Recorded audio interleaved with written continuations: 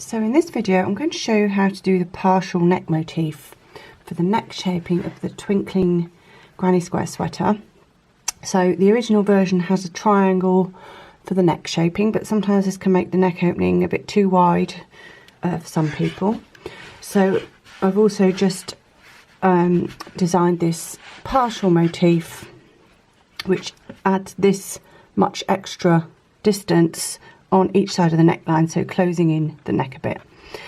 So the only thing with these motifs is that there is a left and a right hand motif, so they're handed left and right. You just need to make two of each, because then this is a right hand one and this is the left hand one, and they're the same for front and back. So you just need to make two of each. So in this video I'm going to show you how to make or in this series of videos, I'm going to show you how to make the left hand motif, the right hand motif, and then how to join them all together in one continuous sequence to the yoke of your sweater. So we're going to start with the right hand motif. And obviously the colour sequences you're going to use will depend on how you've designed your sweater. I try not to have two colours touching each other, the same colours. So although there is a border on this, I'm just making a mess now, so I'll leave that. Anyway, first round I'm going to use this colour. So I'm going to start with the right hand partial motif. It's 3 rounds, and I'm using a different colour for each round. So round 1, you're going to make a slip knot loop on your hook, and then you're going to chain 4, and then you're going to join in the first chain to make a ring with a slip stitch. Next you're going to make a chain 2, and then you're going to single crochet into the ring and make a chain 3, and you're going to do that 4 times, so 3 times more. Single crochet into the ring, chain 3, single crochet into the ring, chain 3, single crochet into the ring. So that's 1, 2, 3, chain 3, single crochet into the ring. So what we're aiming for is actually 1 chain 2 loop, and then 4 chain 3 loops. So that was me doing it 4 times, and then I'm finishing off with 1 single crochet into the ring. So you end up with a chain 2 space, and then 1, 2, 3, 4 chain 3 spaces, and then you're going to fasten off. So I'm using Rowan felted tweed, which is I can break that with my fingers. If you're using something a bit tougher, please do use some scissors. Now I'm ready to do round 2 of the right hand partial motif. So with my next colour, I'm going to join into this first chain 2 space. I like to join by just holding the yarn at the back, but you can join your yarn however you normally do. And then I'm going to chain 3. So the first stitch is a chain 3, counting as 1 double crochet. Into the chain 3 space, I am going to put 2 double crochets. And then I'm going to put another 2 in there, so I'm actually doing 4. I don't know why I said that. I think it's because I'm looking at the chart I've drawn. So that is a total of 4 double crochets into the first chain 3 space. Next up, I'm going to make a corner. So that is 2 double crochets, chain 2, 2 double crochets. So you'll be familiar with this if you have been making lots of the full motifs. This is obviously just a variation of a full motif with just a bit chopped out to make it a different shape. Next we're going to do 2 double crochet into the next chain 3 space.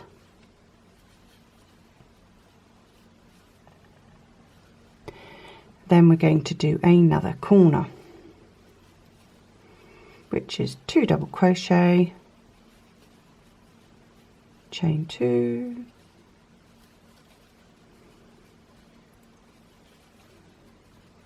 double crochet, and then we're going to finish off with 1 double crochet in the last single crochet of the previous round. So I'm going to put a double crochet in there. I like to just tuck in that tail from the previous round because it eliminates 1 step of sewing in.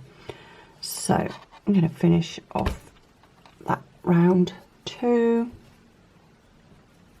row. It's not a round, it's a row really, because we're not going all the way around. So for this row, what you should have is starting off with a chain 3 that represents a double crochet. In the first chain 3 space you've got 4 double crochet. In the next chain 3 space you've got a corner, which is 2 double crochet, chain 2, 2 double crochet. In the next chain 3 space you've got 2 double crochet. In the last chain 3 space you've got a full corner, which is 2 double crochet, chain 2, 2 double crochet, and in the last single crochet you have got 1 double crochet. Now I'm ready to do row 3. So I am joining my next colour into the 3rd chain of my beginning chain 3 of the previous round. And remember, if you're never quite sure where that is, the best thing to do is to work backwards from your first known stitch. So this is definitely my first proper double crochet. This is the top of the stitch that belongs to that double crochet. Therefore my beginning chain, 3rd chain of my beginning chain 3 must be this one. So remember to always treat your chain as if it is a proper stitch. So front loop, back loop, and the 3rd part of the chain is on the back of the hook. So rather than going through this space, which leaves a big hole, treat the chain like a stitch. And that's why I do like these hooks. These are driftwood by Licker. I think that's how you pronounce it. Is it Licker? Don't know, please correct me if I'm wrong. I think they're Scandinavian. So I'm joining into that 3rd chain of the beginning chain 3, and I'm just pulling up a loop, and I'm going to chain 3 to count as my first double crochet. Then into that same chain, space, I'm going to put 3 double, hang on, I've just split that. I'm going to put 3 double crochets into that exact same spot. So that is 1, and that is 2,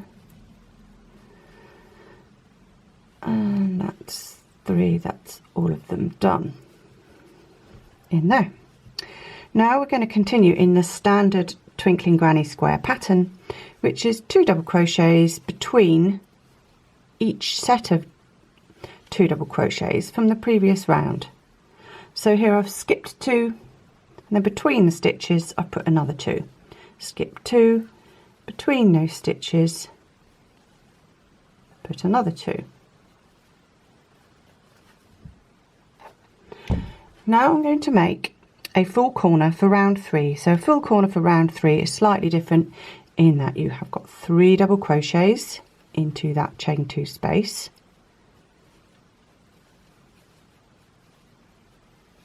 three double crochet, chain 2, 3 double crochet.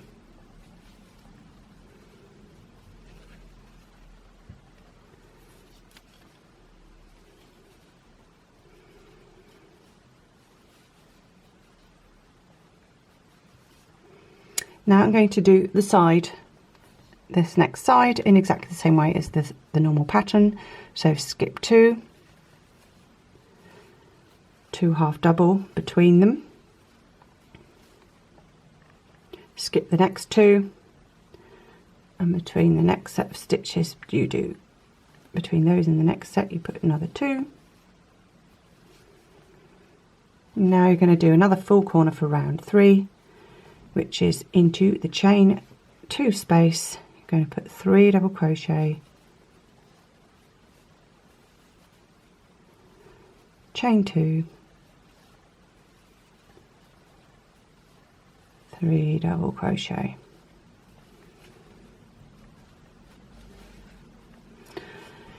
Now I'm going to finish off this side. So this side is a bit funny because if you think about it, if it's flipped onto this side, we're finishing it halfway through a side, whereas the triangle motif, it finishes on a corner, so it's slightly easier to understand. But as long as you follow the pattern, you should be fine. So we're going to follow, the next bit is just like the normal pattern, i.e. skip 2, and then you're actually putting 2 double crochets between, you've got 3 at the end here, you're going to skip 2, crochet between the 2 and the single one at the end. So 2 between those. And then 1 double crochet into this last stitch here. 1 double crochet into there. So again, I'm just going to flip the tail end over the hook just to tuck that in. Okay, and then that's the end of that round. So I'm going to fasten off. And then we'll have a quick look at what it should look like at the end of row 3. So this last row, we've got 4 stitches to start with, of which 1 is a chain 3. Then we've got 2 sets of 2 double crochet clusters. Then we've got a full corner for round 3, which is 3 double crochet, chain 2, 3 double crochet. Then we've got 2 double crochet clusters, a full corner, 3 double crochet, chain 2, 3 double crochet. Then 1 cluster between this double crochet and a pair of double crochets, and then we've got 1 double crochet into the last stitch, and that makes our right hand partial motif. So I'm now going to make the left hand motif. So round 1, so I'm going to start with a chain 4 and join in the first chain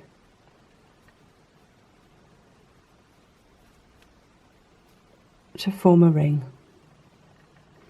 Then I'm going to chain 1. I'm going to single crochet into that ring. Now I'm going to chain 3 and single crochet 4 times into the ring.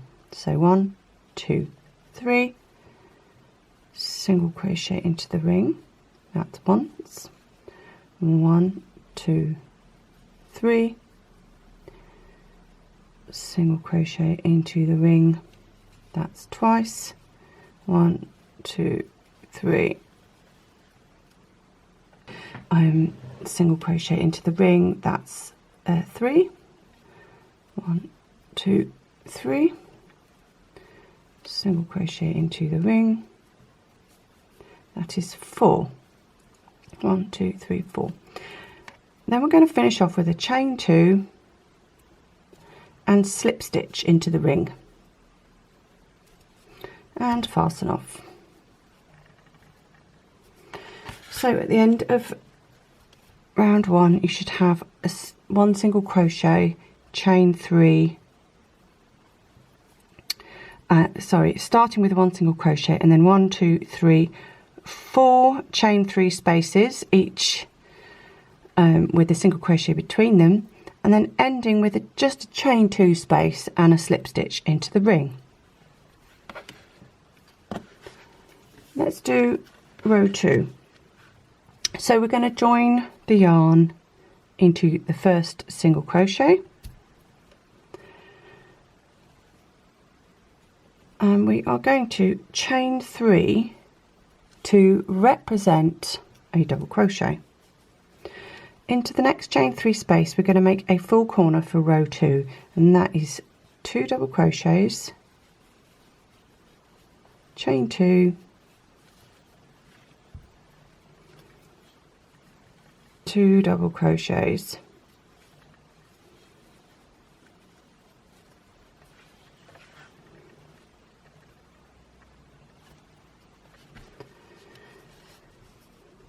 and into the next chain 3 space we're going to put 2 double crochets, into the next chain 3 space we're going to put a full corner, which is 2 double crochets, chain 2,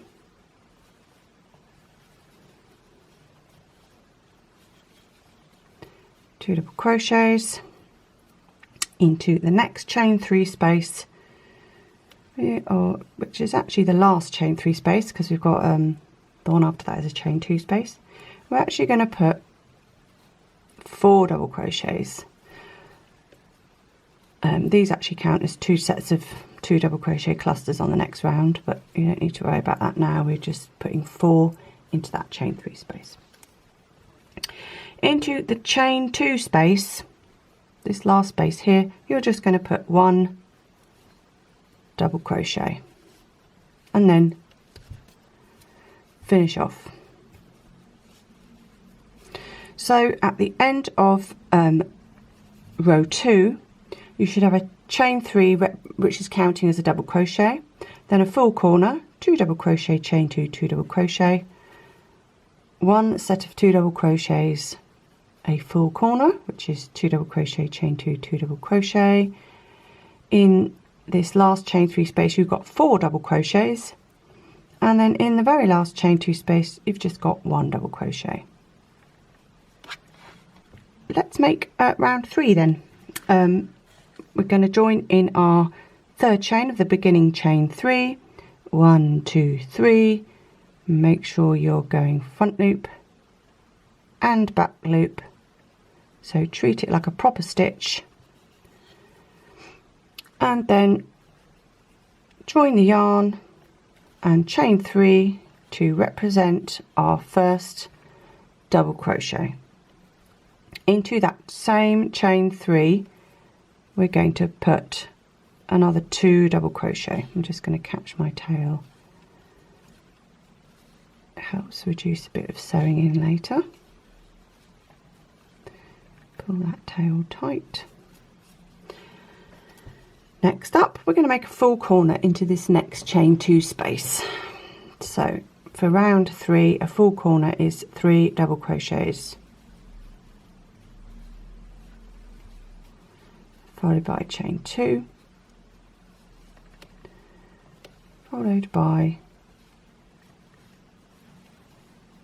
3 double crochets,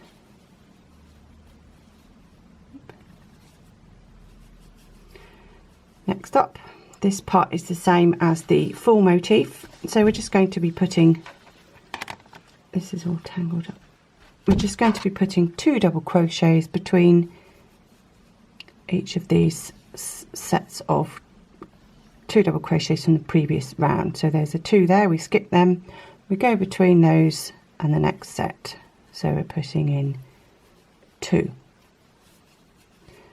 jump the next 2 and go between the next leg set of stitches. We got 2, and now we've come to another chain 2 corner, so a full corner for row 3. Let's give ourselves a bit of space with that. Is 3 double crochet, so we've done 1, that's 2, that's 3, chain 2, and another 3 in the corner, 2 and 3. Oh no, I don't know what's happened there, but that was wound on the ball and it wasn't a, okay, quick time to, and so there's 2 things you can do in this situation. You can either tie a knot or you can join in as you crochet. So I'm actually going to join in a garment. I don't really like knots, I prefer to crochet it in and sew it in later. So this is how I do it. So I do it halfway through a stitch. So I'm going to yarn over, going to go into the next stitch, I'm going to pull up a loop as if to double crochet, Then I'm going to yarn over and draw off 2. Now instead of finishing off this double crochet with this old yarn, I'm going to introduce the new yarn and finish off that double crochet. Then I'm going to make my second double crochet. So it's always good to do this colour change before a set of clusters, or at least some other stitches, rather than the last stitch of a cluster, because what I'm going to do is I'm going to make my next stitch and I'm going to catch in the two ends of the old and the new. And then if you pull them very gently, you can match the gauge of the rest of your stitches, and then you can carry on as normal. So in this case we're putting another 2 double crochets. We've skipped 2, we've put another 2 in, and now we are going to end up skipping 2 and then actually going into the top of the last stitch and putting in 4 double crochets. So that's 2, that's 3, and that is 4. Fasten off. We'll have a quick look at this. At the end of this row you should have 3 double crochets, of which the first one is a chain 3, pretending to be a double crochet, full corner, 3 double crochet, chain 2, 3 double crochet, 2 double crochet clusters on the side, a full corner, 3 double crochet, chain 2, 3 double crochet, 2 double crochet clusters, 2 of those, and in the very last stitch we've got 4. Then let's just have a look where we joined this new colour. The next thing to do for this is just to sew in those ends. So if you notice, I've split the first bit of yarn, and I've split the last bit of yarn, and I'm going to sew one tail end into the base of there. Don't pull it too tight because it will pucker your work. This other tail, I'm actually going to just trace that, sort of run that up the top of that stitch and pop it out the top there, because I don't want to create too much bulk by hiding it all in the same spot. So I'm running it up that other stitch, and then when I'm crocheting the final border on here, I'll be able to sew that in. So the important thing is not to create too many lumps there. So that one's ready to cut off. This one will be incorporated into the next round. So with these partial motifs, and this bit here I call the raw edge, so these edges are nice and easy to work into because you can clearly see where the stitches are going to be worked into. These raw edges are a bit more tricky. I tend to not sew the ends in of these partial motifs until I've put my final border on, because it's much easier to conceal the ends at that point.